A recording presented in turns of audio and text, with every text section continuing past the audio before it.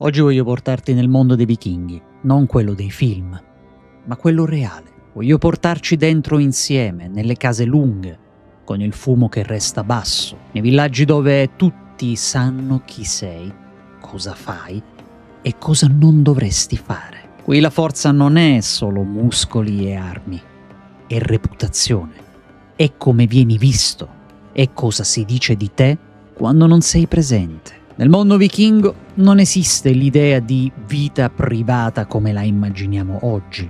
Ogni gesto pesa ed ogni parola resta. E quando inizi a guardare da vicino come venivano percepite certe relazioni, certi comportamenti, certi ruoli, ti rendi presto conto che non era un mondo libero, era un mondo duro e molto più pericoloso di quanto immaginiamo. Io me li immagino così, i villaggi vichinghi.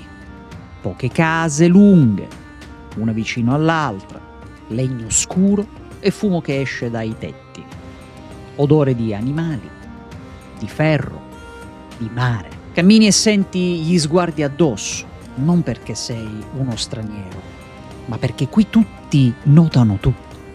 Nel mondo norreno ci sono pochi uomini liberi, pochi ma contano.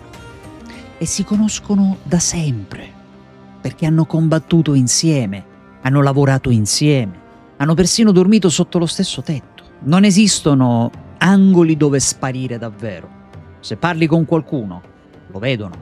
Se eviti qualcuno, lo notano. E se ti comporti in modo diverso, prima o poi arriva alle orecchie di qualcuno, se non di tutti. Io personalmente, guardando questo mondo, penso sempre la stessa cosa. Qui non sei quello che fai, sei quello che gli altri dicono che fai. E questo è fondamentale, perché nel mondo vichingo la reputazione non è un dettaglio, è protezione, è potere, ma soprattutto è sopravvivenza. E quando parliamo di relazioni, di ruoli, di desiderio, questa pressione costante diventa la chiave per capire tutto il contesto. Tra i vichinghi non esisteva l'idea moderna di omosessualità, però esisteva qualcosa di molto più pericoloso, ovvero l'accusa. Ora immagina una scena molto semplice. Due uomini stanno discutendo. È una lite normalissima e succede davanti ad altri. Ad un certo punto uno dei due alza la voce. Non tira un pugno, dice una sola parola: ergi. Una parola che insinua che l'altro non è uomo nel modo giusto, che si comporta come chi dovrebbe stare sotto, che prende il ruolo sbagliato. Non serve altro. Io me lo immagino il silenzio subito dopo, assordante, gli sguardi che si spostano, qualcuno che abbassa gli occhi, qualcun altro che sorride appena accenna ad un sorrisino. Da quel momento la cosa non è più solo tra loro due, ma è diventata pubblica. E allora la conseguenza è immediata. La reputazione dell'uomo colpito è in pericolo. Non perché qualcuno sappia cosa fa davvero, non era importante, ma perché ora esiste il dubbio. E nel mondo vichingo il dubbio è già una ferita abbondantemente aperta, perché se non reagisci sembri colpevole e se reagisci male sembri disperato. E in entrambi i casi, da quel giorno, non cammini più nello stesso modo nel villaggio. Sei additato come un qualcosa di diverso. Questa cosa, quando l'ho capita davvero, mi ha colpito parecchio, perché non stiamo parlando di leggi scritte, non stiamo nemmeno parlando di condanne ufficiali. Qui stiamo parlando di qualcosa di molto più quotidiano, qualcosa di molto più importante. Persone che conosci da sempre, con cui hai mangiato, con cui hai combattuto, con cui hai lavorato, con cui magari sei andato in mare e all'improvviso qualcosa cambia drasticamente. Non ti affrontano, non ti accusano apertamente, semplicemente smettono di guardarti come prima. Io me lo immagino benissimo. Entri nella casa lunga, parli e qualcuno non risponde subito. Qualcun altro ride ad una battuta che prima non avrebbe mai fatto. Un altro ancora evita di schierarsi accanto a te. Non sei più protetto come prima. Questa non è una violenza diretta, è isolamento lento, ed è questo che nel mondo vichingo fa davvero molta paura, spaventa, perché se perdi la stima degli altri, sei finito, non perdi solo l'onore, perdi protezione, perdi alleati, perdi future possibili alleanze, e a quel punto non sei più solo una persona, diventi un bersaglio. Nel mondo vichingo l'onore contava più di tutto, e non era una cosa astratta, era una cosa concreta che decideva come vivevi ogni giorno. Ora ti faccio un altro esempio, questa volta è molto più duro, quindi preparati. Immagina un uomo adulto, libero, con una casa, dei beni, magari anche dei figli.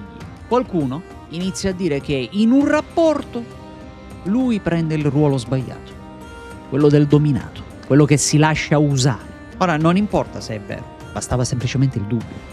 Non importa quando sarebbe successo, non gliene fregava niente a nessuno, perché quello che contava veramente era come veniva interpretato. Nel mondo vichingo, nel mondo norreno, essere visto come passivo significava una cosa ben precisa. Non eri più un uomo completo, non eri più neanche considerato un uomo. E questa etichetta non restava teorica, aveva degli effetti immediati. Gli altri uomini infatti esitano a stringere degli accordi con te. Nessuno vuole più dipendere da qualcuno percepito come debole. In battaglia non sei più la prima scelta, e se dovesse nascere un conflitto, sei tu quello che può essere provocato senza troppo rischio. E se qualcuno ti sfida, pochi intervengono in tua difesa, se non nessuno, e né tantomeno per evitarlo. Ora io immagino la differenza giorno per giorno, poi immaginatevelo. Prima eri uno come gli altri, e poi diventi quello di cui si parla, o quello di cui si sparla. E in un mondo dove tutto si basa su che cosa? Sulle alleanze, la forza e la fiducia reciproca, questa perdita non è simbolica, non è una cosa da niente, è una caduta reale, è una caduta lenta, ma è difficile da arrestare. E attenzione, perché non tutti i vichinghi vivevano questa cosa allo stesso modo. Dipendeva da chi eri e da cosa avevi da perdere. Attenzione, Ora, prova a cambiare punto di vista. Pensa ad uno schiavo. Uno che non possiede nulla, quindi teoricamente non c'ha terra, non ha nome, né onore, non è nessuno.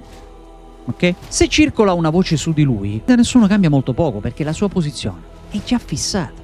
Lui è già sotto la catena, sta proprio sotto, abbandonato. Ma per un uomo libero è tutta un'altra storia. Un uomo libero ha una reputazione da difendere, ha possibilmente delle alleanze, ha un posto preciso tra gli altri.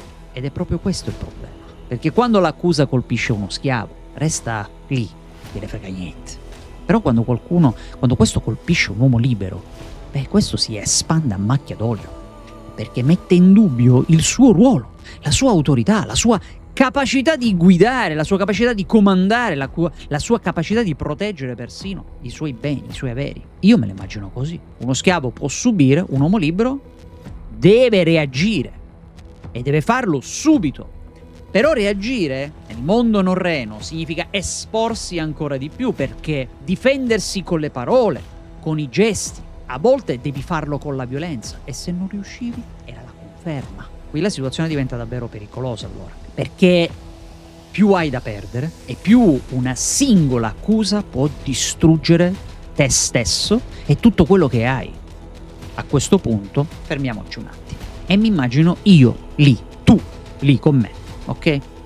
Non siamo eroi, non siamo guerrieri da saga, ma siamo delle persone normali dentro quel mondo. Ogni giorno con qualcuno che ti guarda, ogni parola che può essere ripetuta, ogni gesto che può essere interpretato nel modo sbagliato. È pesante, perché non serve fare niente di eclatante, basta semplicemente una battuta oppure uno sguardo di troppo, una voce che gira più veloce di te. Sei rovinato, siamo rovinati. E da quel momento, infatti, non sappiamo più nemmeno cosa pensano davvero gli altri. Se ridono con te o di te, se ti stanno testando, se stanno aspettando che tu facciamo un passo sbagliato, un passo falso. Io questa tensione sinceramente la percepisco addosso. anche solo ad immaginarla. Non so te, ma io sì. Non è una paura costante, ma è attenzione costante ed è stressante. Ma se l'accusa arrivava però davanti all'assemblea vichinga, cambiava tutto. Non era più una voce tra poche persone, diventava al 100% pubblica e di pubblico dominio. Le immagino un attimino così: gli uomini liberi riuniti, in piedi, in cerchio. Questi non urlano, perché tanto non serve, ok? Basta semplicemente che qualcuno dica quella parola, ergi, arg, e la dica davanti a tutti. Quella che mette in dubbio il tuo ruolo. Da quel momento non conta più se sia vera o falsa, conta che sia stata detta lì dentro. E allora cosa succede? Gli sguardi si spostano immediatamente su di te. Qualcuno ti fissa, qualcun altro evita addirittura di farlo. Il silenzio pesa più di qualsiasi insulto, perché in quel momento, in quel silenzio, capisci una cosa precisa. Ora tutti quanti sanno. Ed in quel mondo sapere significa ricordare. Nessuno si alza subito per difenderti, ma non perché ti odiano, ma perché difenderti significa esporsi insieme a te. E chi è che correrebbe questo rischio? Oggi, secondo la nostra concezione moderna, noi parliamo di orientamento. Loro no, loro non gliene fregava niente. Nel mondo norreno non esisteva una parola per dire omosessuale, come la intendiamo noi oggi. Non era quello il problema, importava chi comandava, importava chi stava sopra e importava chi stava sotto. Il sesso in sé non era il centro della questione, era la posizione che occupavi in quel rapporto. Un uomo poteva avere tranquillamente dei rapporti con gli altri uomini senza essere automaticamente o necessariamente messo in discussione. Se qualcuno riusciva a farti passare per non uomo, non stava parlando del tuo desiderio, stava attaccando la tua posizione tra gli altri. Questa è una differenza netta ed è fondamentale. Non si giudicava ciò che facevi nel privato, si giudicava cosa quel comportamento diceva di te in pubblico. Ecco perché l'accusa era così pericolosa, non perché rilevava un segreto, ma perché cambiava il modo in cui venivi visto. Oggi noi separiamo identità e ruolo, loro no, assolutamente.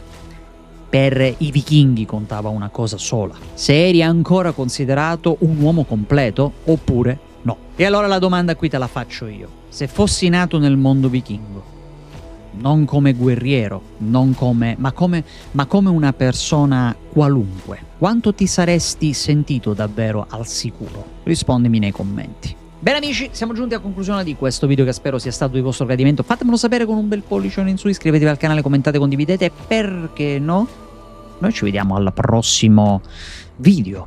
Alla prossima. Ciao ciao.